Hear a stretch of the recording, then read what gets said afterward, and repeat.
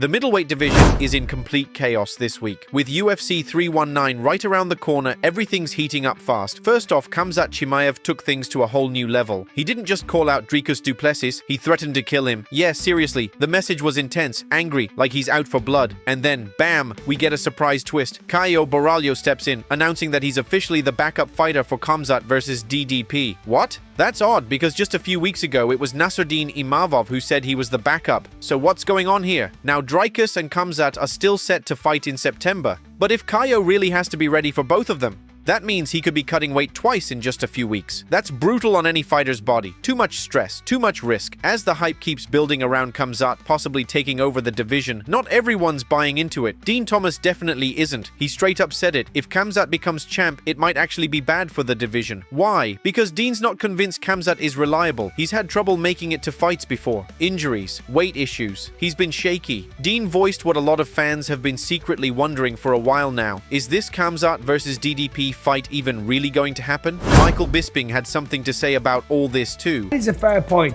by Dean Thomas. Now, Khamzat Chimaev hasn't been the most reliable guy. The reality is, when you look at his record here on Tapology, he has pulled out of 6 fights. Now, of course, he was supposed to fight Robert Whittaker. That was supposed to go down in June 2024, ended up going down in October.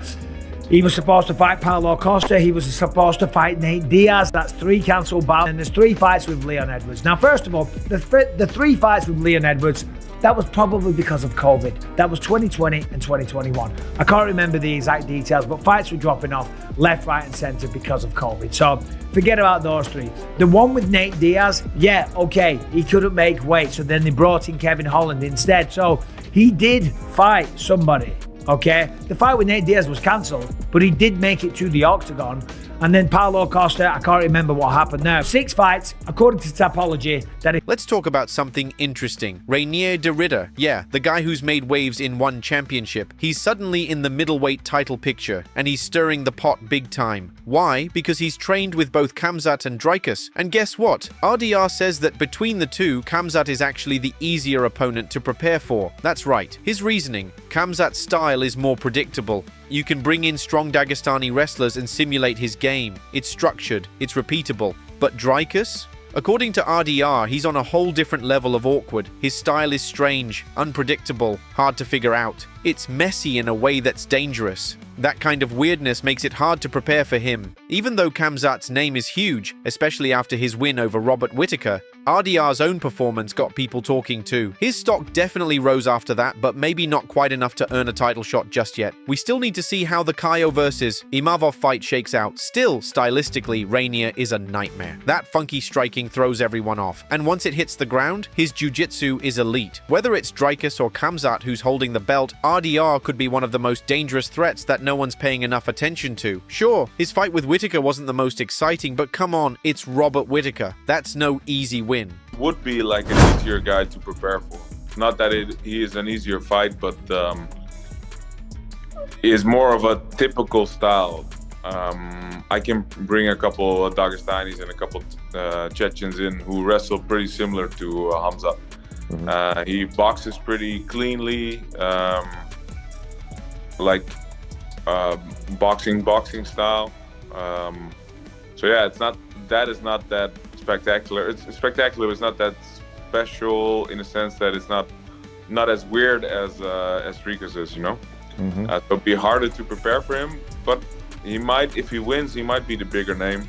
But in my mind, I'm fighting both those guys in the next 6 to 9. Now let's talk about what really got people buzzing this week. Alex Pereira confronted Michael Bisping. Yeah, for real, this wasn't the calm, composed Pereira we usually see. This was a different Alex. He was serious, intense. According to Bisping himself, Pereira walked straight up to him and gave him a death stare. The tension was thick. And then Alex's coach, Plinio Cruz, jumped in and took shots at Bisping too. Just made everything even more heated. So what caused this? Let's go back a bit. After Pereira lost his belt to Ankalaev at UFC 313, Bisping made some harsh comments. He basically basically said Alex looked like he didn't care, said he fought without fire, without urgency, called it lazy, and clearly Pereira didn't forget. Now, with a rematch against Ankalaev coming up in October, Alex isn't just fighting for gold, he's fighting to shut up everyone who's doubted him, especially Bisping. And the weird part, this whole interaction was so out of character for Pereira. He's usually composed, controlled, but this time it felt personal. Let's be honest, after that rough performance against Ankalaev, people were already starting to doubt him. And to be fair, Bisping wasn't completely wrong. Alex didn't look great in that fight, but he's still incredibly skilled. He's got the power, he's got the experience. If anyone can turn it around in a rematch, it's him. So what do you think? Can Alex take his belt back and silence the critics? Drop your thoughts below. Let's go deeper into what happened between Pereira and Bisping. Friday night, Thursday night, I went out for dinner with Rebecca.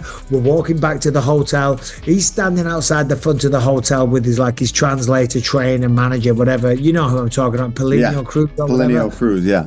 Yeah, I'm walking over. I see him there. I'm like, hey, champ, good to see you. Shook his hand. He just looked at me like he wanted to kill me, right? Yes, and I was like, maybe he's seen some of my analysis or something. And I know. Like it.